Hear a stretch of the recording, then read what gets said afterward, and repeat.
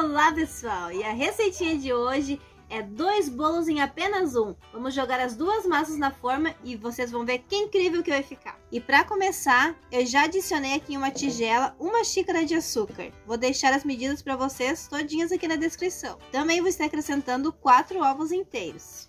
E agora levar lá na batedeira e bater por 1 minutinho. Já bati por 1 minutinho e vou acrescentar 150 ml de óleo. E esse é o ponto que vai ficando a nossa massa, pessoal.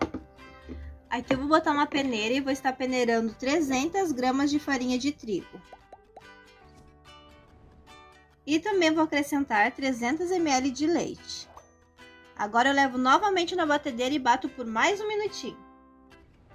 Agora eu vou acrescentar 1 colher bem cheia de sopa de fermento. E com o auxílio de um fouet eu vou só agregá-la na massa.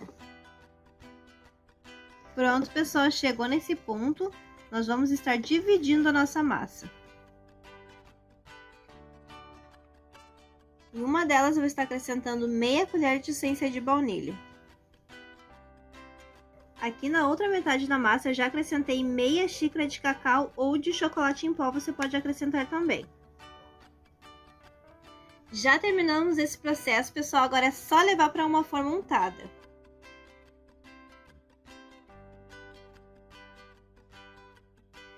E agora, com o auxílio desse palitinho aqui, nós vamos estar mesclando a nossa massa.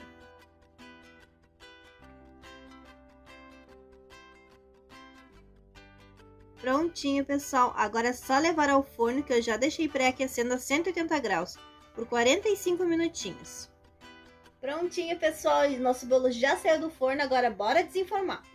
Prontinho, meus amigos, o nosso bolo mesclado, aquele 2 em 1, ficou prontinho.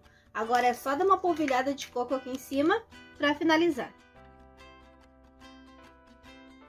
Agora, pessoal, é só saborear essa maravilha de bolo mesclado. Chocolate com bolo de baunilha.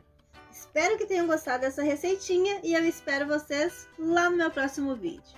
Beijo, até mais!